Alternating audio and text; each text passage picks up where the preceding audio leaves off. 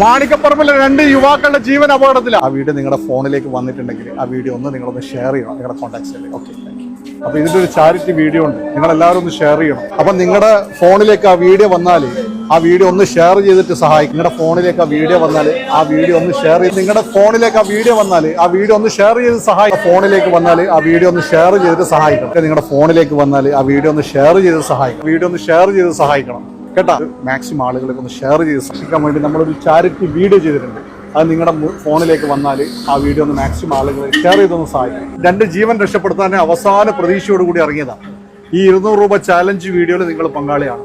ആ വീഡിയോ നിങ്ങളുടെ ഫോണിലേക്ക് വന്ന് എല്ലാവരിലേക്കും ഒന്ന് ഷെയർ ചെയ്യണം, ആ ജീവൻ രക്ഷപ്പെടുത്താൻ വേണ്ടി. ഒരു 200 രൂപ ചാലഞ്ച് വീഡിയോ, ആ വീഡിയോ നിങ്ങളുടെ ഫോണിലേക്ക് വന്നാൽ എല്ലാവരിലേക്കും ഒന്ന് ഷെയർ ചെയ്ത് സഹായിക്കണം. നിങ്ങളുടെ കോൺടാക്ട്സിലൊക്കെ നിങ്ങൾ എല്ലാവരിലേക്കും ഒന്ന് ഷെയർ ചെയ്യണം. ആ വീഡിയോ എല്ലാവരിലേക്കും ഒന്ന് ഷെയർ ചെയ്യണം. മാണിക്കപ്പറമ്പിലെ 2 യുവാക്കളുടെ ജീവൻ അപകടത്തിലാണ്.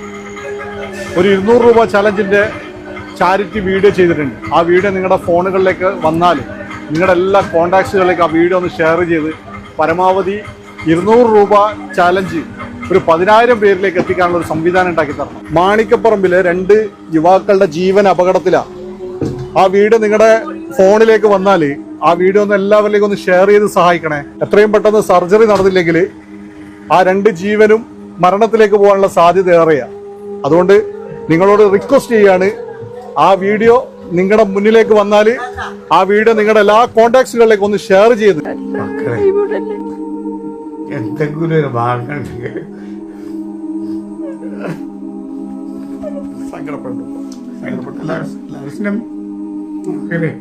ഒന്ന് സഹായിക്കണം.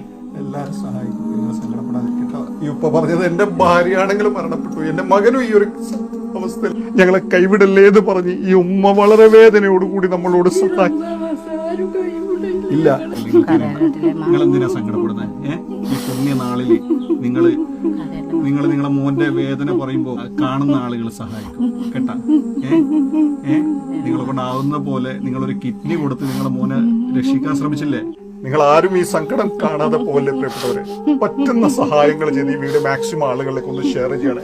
ഈ ഉമ്മ ഈ പുണ്യ നാളിൽ നമ്മളോട് കരഞ്ഞുകൊണ്ട് പറയുന്നത്, ഒരു തവണ ഞാൻ എന്റെ മോന്റെ ജീവൻ രക്ഷിക്കാൻ വേണ്ടി കിഡ്നി നൽകി, പക്ഷെ നിർഭാഗ്യവശാല് ആ കിഡ്നി ഫെയിലായി. വീണ്ടും എന്റെ മോന് ഡയാലിസിസിലേക്ക് പോയി. ശാരീരിക ബുദ്ധിമുട്ടുകൾ വർദ്ധിച്ചു വന്ന് എന്റെ മോന്റെ സങ്കടം എനിക്ക് കാണാൻ സാധിക്കുന്നില്ല.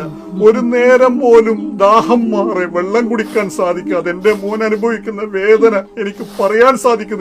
എന്റെ മോന്റെ വേദന കണ്ട്, എന്റെ മോന്റെ സങ്കടം കണ്ട്, എന്റെ മോന്റെ ആ ഒരു രോഗത്തിന്റെ കാഠിന്യം കണ്ടിട്ടാണ് പ്രിയപ്പെട്ടവരെ ഞങ്ങളുടെ അവസാന പ്രതീക്ഷയോടുകൂടി ഗതികേട്